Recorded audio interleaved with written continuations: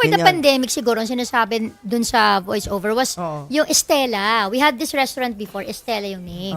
Pero ang That's Diner, talagang it opened this 2023 lang ate. So after na talaga, ang That's Entertain Meat, yun yung during the pandemic. Ito yung mga frozen na food like longganisa, tapa, yung mga breakfast food na may mga resellers kami, distributors, ganyan. So, okay, talagang naging pato kasi mga tao nasa bahay lang at gusto nila na mapagkakakitaan, di ba? So marami kaming mga distributors and resellers that time.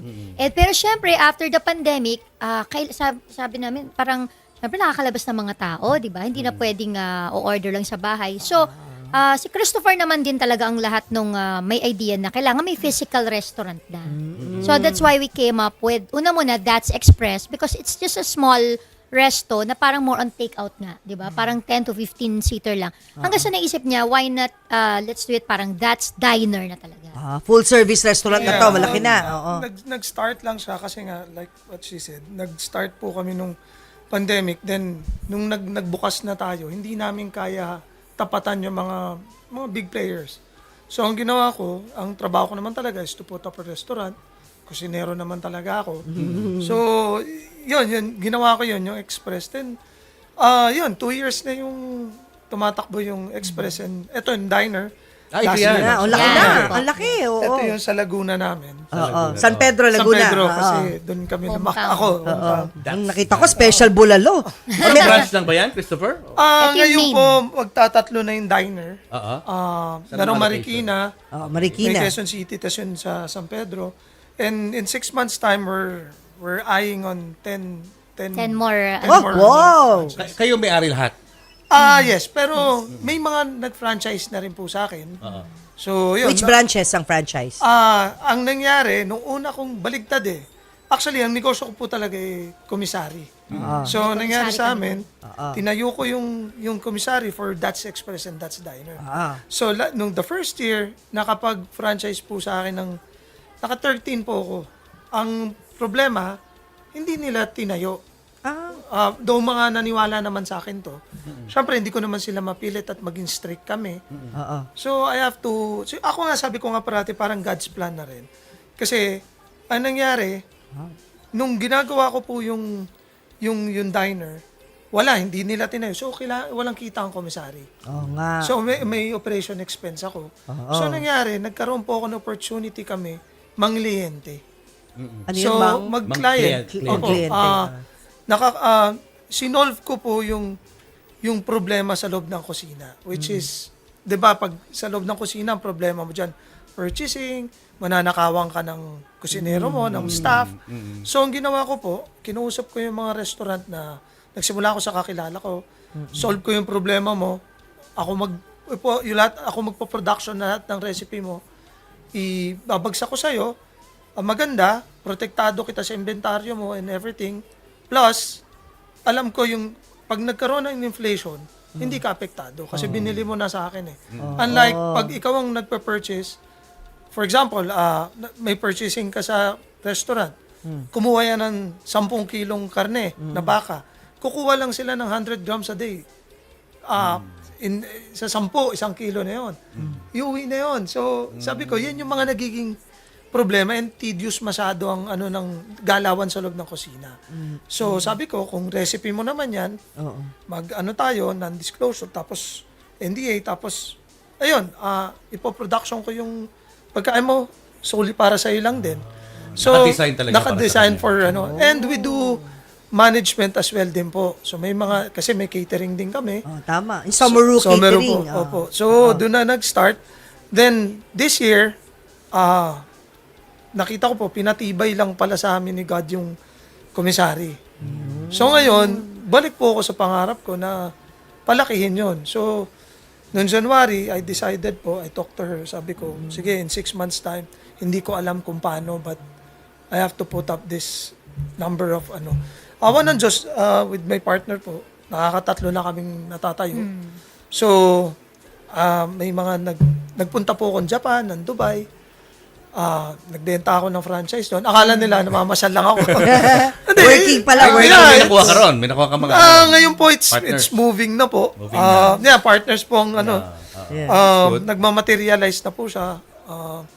Hopefully yun, makuha ko yung timeline. So open kayo ngayon just in case may mga viewers Oo. tayo. Yes po. Ipag-ano sa inyo. Most especially the OFWs. Yes, diba? Kasi yes. yung iba, I'm sure gusto nila magkaroon ng sariling negosyo dito. Pag uwi nila, di ba?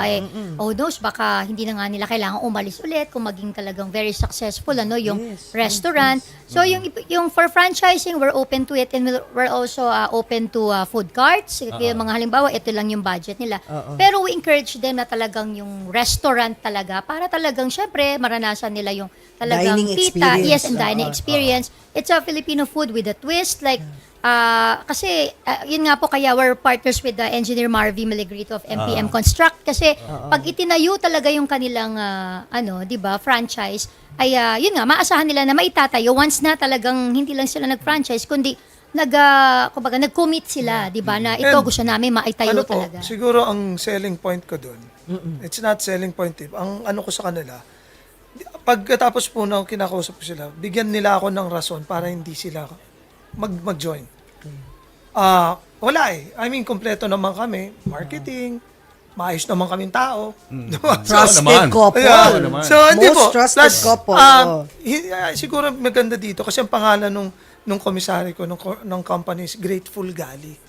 Kasi po, nung kikwento ko sa inyo ate mamaya, nung binubuo ko yan, zero talaga ako sa bangko. Kasi nung pandemic, tinaya ko talaga sa realty. Inubos ko, nag-aaway kami, ba't daw inubos ko yung pera ko? Bili ako ng bili. So, ngayon, wala. Tapos natayo ko siya. Kasi inabot ako ng Ulysses. Bagyong Yan. Ulysses. Bago ko nabuo yung komisaryo, nag-start kami. Estela, the restaurant. So, nung nag-pandemic, kailangan kong gawing yung mga meat ko, kailangan kong tumakbo kasi walang sarado lahat. So, nag-online kami, nagawa yung That's Entertainment. Gina-production ko sa bahay ko yun. Wow. Dumating si Ulysses, na-wipe out lahat ng gamit ko. Zero. So, ngayon, lapit ako sa mga taong may mga artistang kaibigan at kayo nga, nasa linya ko kayo nun eh. Pero hindi ko naman dahil na awa ng Diyos. Na May meeting nga tayo pagtapos ito eh. Actually, kinakwento niya ate, that's one of the challenges during the pandemic. Yan nga yung... Sobra yun. Siyempre, last money ko, hindi naiintindihan ni Gladys yung ginagawa ko. So, nire-renovate ni Marvin yung bahay namin at the same time. Umakit pa ako, natatanda ko, umakit pa ako sa second floor. Nagtanong pa ako, sabi ko, Ma, ba't ganun? Patas naman ako lumaban. Ba't ako yung ganun? Pero siyempre, wala naman tayong magagawa. Iyak mo lang, bangon. Tuloy-tuloy buhay. Naiyak na nga ako ngayon. Ako, kilabot tayo every time. Tapos, going back, ngayon, nung meron na ako, 6 months ago, nung natayo ko yung komisary, naintindihan ko na. Ang gusto God's pala plan. niya, sa malaki ako ilagay. Pinipilit ko yung sarili ko sa maliit. So, Grabe. ayun po. Yan ang takeaway Kaya ko. nung pumunta ako doon, I see to it na pagkausap ko sila, hindi ko kinuha yung pera mo, tapos na. Kasi normally po, di ba, pag nag-franchise ka, bibigay sa iyo yung produkto, ito support, general. Ako po hindi.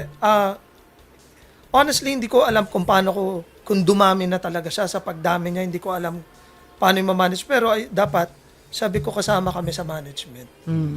Kasi normally po, hindi naman po sa pag OFW, nagpadala ng pera sa kamag-anak, hinahandle yung negosyo, when things go south, Wala na. wala na eh, mahina eh. Sayang. Hindi nila pag-iisipan na ilaban. So Pero ako dahil po, sa'yo yan, yung yung puso mo nasa malasakit. business. yes yun po. ang Tsaka importante. sosyo-negosyo talaga yung Yes. namin. Galing. Ah, Sosyo-negosyo. So, hindi, magkano yung franchise Ayan para na. may idea sila? Lalabas na ni Julius yung check niya. For the diner po, for the diner is 350. Okay. Wala yung construction ng syempre, that's the brand, that's the marketing, tsaka yung system po. Okay. And yung support namin. Sa kiosk po, 380, ang inclusion po yung kiosk, yung laman ng kiosk, Yung ref. yung produkto rin po. May ref. Yes po. Try natin kung bibigyan mo ako ng mga sponsor. Alam mo, queen yan, si ate. Ang queen ng asobi. Actually, di nyo pa si ate tsaka si kuya, yan ang isa sa inspirasyon namin. Si ate Tin talaga, dyan na kanya ako natuto. 2015, 2014. Kaya kami nagbazar dahil sa kanya. Yes, lalo na si ate Alala ko yun. Hindi ko Asawa Sa tent malilimutan. pa yun, sa eh. tent. Yes. Oo. Hindi ko malilimutan. But you've At come a long way. madiscarding, Madis- Binigyan Discarding nyo kami nanay. ng chance. Kaya, ayun po. So, ayun, tinulungan ako nung iba. Yan, si Ryan Agoncillo, tinawagan ko yan. Oo. Sabi niya, bro, ba't ba sinasabi mo? Kaya grateful lang ako. Na birthday bukas. Happy Oo, birthday, oo, pala. Ryan, bukas. Oo, April Ryan, 10. happy ah. birthday. Oo, negosyante rin yung Negosyante kasama rin ko. yun, di ba, Ah, Angry? restaurant Angry din. Lobo. Lobo, okay. Just, And of course, aside from that, hindi lang din po yung, kumbaga, sabi nga, una talagang tutulong sa iyo pamilya. We're always grateful do sa aking sister-in-law, si Claire Alfonso, yung aming kapatid niya. No? Kasi talagang isa siya sa unang-una talaga na naniwala. Kasi kailangan talaga meron at merong maniniwala.